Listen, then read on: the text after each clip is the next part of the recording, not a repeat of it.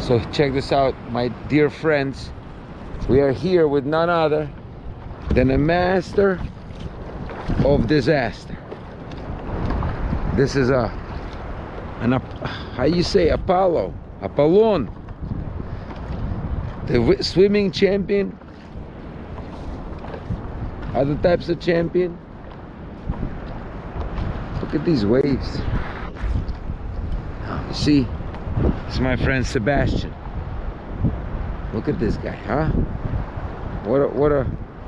What a specimen, huh?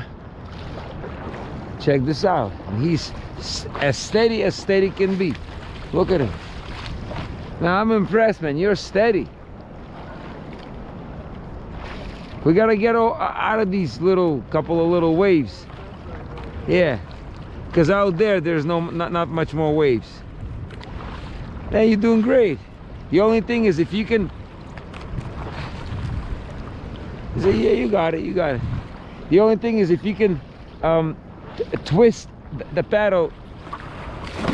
Okay, well, it's all good. It's still shallow, huh? Maybe because you're 8 feet tall. Yeah, see? So this is what we've been talking about. How to avoid getting off that page. The theory goes like this. We are all born. We have a clean page. Чистый лист. Clean page. And we are born in the beginning of the page, in the bottom of it.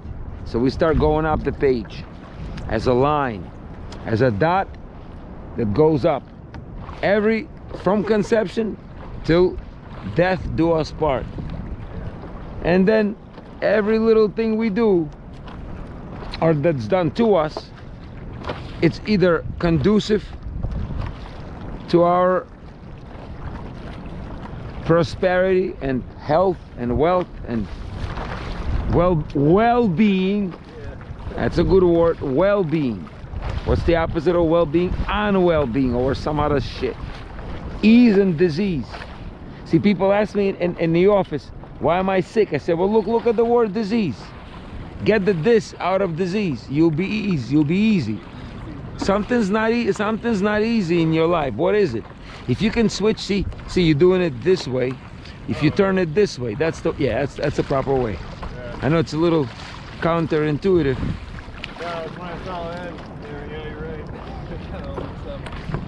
It feels like for most people that they have to cusp it that way.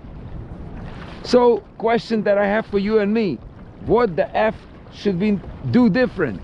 And especially, you know how people, I have a friend of mine, she's a vegetarian, but she smokes. So I say, you see, you don't have to be a vegetarian if you smoke. Yeah, right. People say, yeah, but you know, a little good helps, even though if there's a lot of bad, a little good will help. I wholeheartedly disagree. The Bible is full of it. You can kill people, you can lie, you can cheat, you could steal, but do observe the Shabbat. Like, no, you don't need to. If you're killing and stealing and screwing and being a horrible person, you don't have to worry about eating kosher. I know, right? You're screwed. You're screwed up. The Shabbat, whatever the hell you want to call this thing.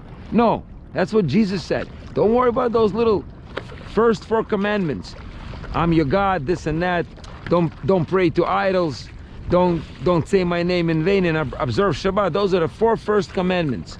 Because you don't gotta go crazy with these 4, especially Shabbat. Take it easy. Cows don't know it's Sabbath. They need to be milked. So he got in trouble for speaking that way, because that's a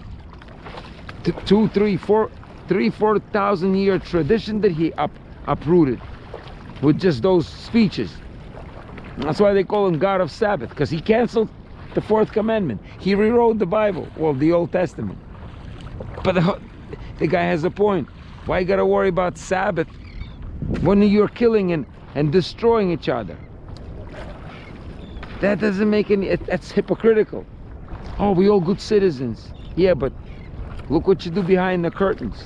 That's what I have a friend of mine, and I think I ultimately pissed him off because he's a very Shabbat observing Jew and a very like proper Jew, but yet he used to go to Netherlands and screw ladies. I said to him, you don't, The red light district. yeah, and I tell him, you don't gotta worry about Sabbath and kosher and washing hands and Baruch Atah Adonai Elohim. You don't gotta worry about all that because you're really breaking something that's much deeper than Saturday and going to the temple every Saturday and going, no, no, no, no, no, no, no. What is this? Bunch of cheaters and liars do this? That's what it is though, right? Like North religion, go there to like forgive your sins and then like... That's crazy "We're shit. good, I'm good, you know, I got my one day in, my little mass or whatever. Exactly. So I say to people, let's at least assure or make sure that we don't do anything really bad like smoking and drinking and doing drugs, because if we do that, like I have these challenges, people who actually smoke and drink, what should they quit first? Because it's very difficult to quit both. I did that. Huh? I did that. But that's a challenge. That was a challenge. Or for example, if they're obese and they smoke, what should they do? Go on a diet or quit smoking first? Because that's another challenge. Good. These are good questions. Yeah, okay, like What's both obese that they can't like walk and breathe, you know. well, and there you go. That's another thing. Yeah. Depending on how obese and how much they smoke. But it's interesting. Should they start? I don't think mobility would come first, you know. Like trying to work the mobility factor. That's an interesting challenge because there are many ways. I don't think there is evidence to do one over the other. Though maybe I don't know.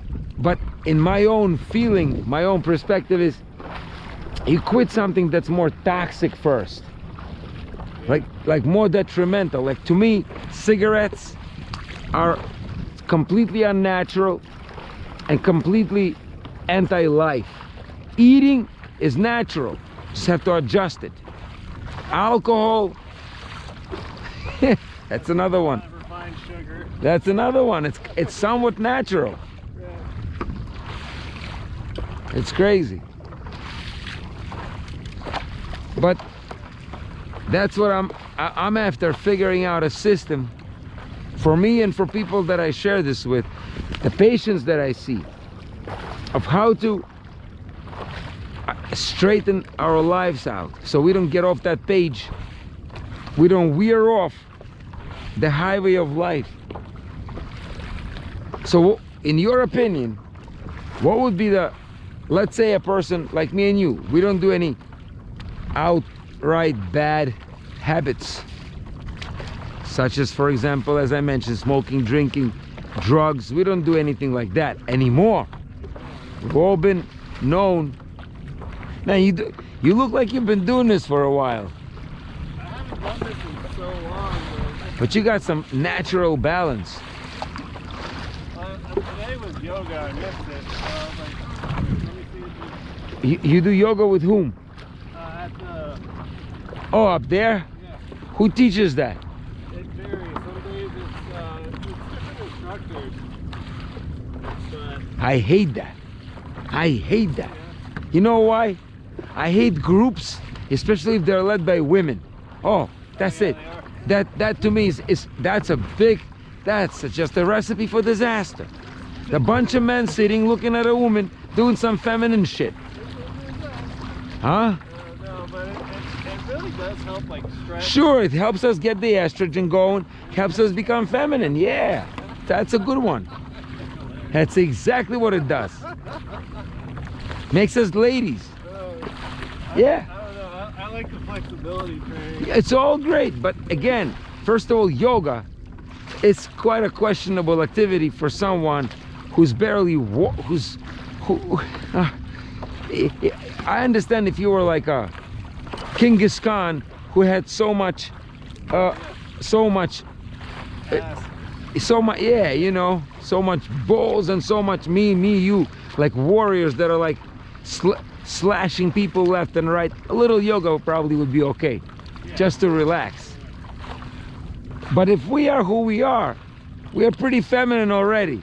Now you sit down and you do some weird feminine poses. Most of them look ladylike.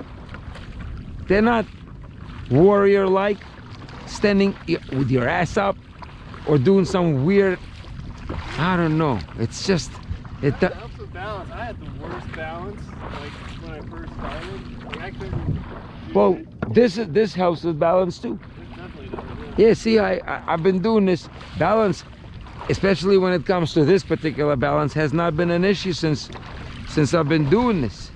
I don't even think about it anymore. Sometimes I fall, I'm like, what the hell happened? Why did I just fall? That's why I like to try like to mix it up and teach us. Again, I mean, this is why if it depends on the circumstance. If you and I were you know, these medieval knights who were so full of testosterone and going in battles daily, we need a little yoga, I guess, to unwind, a little meditation. It does make you feel good. Yeah. Again, see, these, to me, these are very dangerous propositions. Just because something makes me feel good, I gotta question if it's really good, because alcohol made me feel good, cigarettes made me feel good, honeys that I had come and go, like yesterday, there was a honey, the date. Oh, you saw the dolphins? You'll never guess how the date went. Really good? Oh, one of the best dates I've ever had. There was something about it that I just, oh, look at that, look at it. What was that fin? Is that a dolphin? For real? It's not another I used to lifeguard. I don't know. Oh, so you know the dolphins. How is that different from a shark? Oh, look at, yeah, it's a, oh, how beautiful, look at that. That's not common. Huh? I was about to call, but yeah. That's uncommon. I don't see them commonly. I've seen a few. In fact, I saw a dolphin chasing a lady once. Really? So I joined them. Me and him were chasing this lady and I filmed them. It was beautiful. It's so weird how I paddle and they swim by, show zero interest in me. They have no interest in me whatsoever. I'm like, oh, wait, let me take some movies with you. No. They doing their own thing. And they know that I'm here, I'm sure.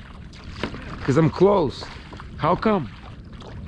No, they come in, they check out what's going on sometimes. Nah, they don't check me. Curious, like, The whole day were curious. He was curious about that lady. And they do love, oh, I've seen them. In fact, I lived in Mexico with this sweetheart of mine. Her name is Anastasia.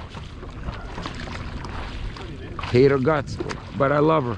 So we lived in a dolphinarium. What a beautiful place we found to live.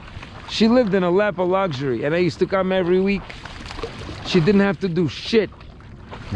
Didn't have to work, didn't have to do nothing. Just host me for 3 days every 10 days. And if I stayed another day, she'd go, Abraham, time to go back. Time to go back. It's getting all heated up. And then there was a dolphin, now that you mentioned it, that always had something. He had a sweet spot for her. And he always used to come and she already recognized him by some certain ways he was or some coloring that he had. But when I was with her, she would tell me, she would just swim up, I guess see me, because they see. they do, yeah. And he just swim away. He would always like swim around me, like do some of those tricks they teach him, because these were trained dolphins. He would actually, she would throw him some seagrass and he would pick it up and throw it back to her. They do some beautiful things, but not when I was there. No, he'd be like mad, jealous, like quite noticeable. Oh man, look, it's pulling us a little south. You want to turn? It's been pretty nice, man. I didn't expect you to. Oh, be careful, be careful. Look at that. Well, that's a great movie about me and my friend Sebastian, the two revolutionaries who are we're gonna change this whole entire situation that we have. Yes, that's what we're gonna do. And we gotta get Gene back on track. На канале.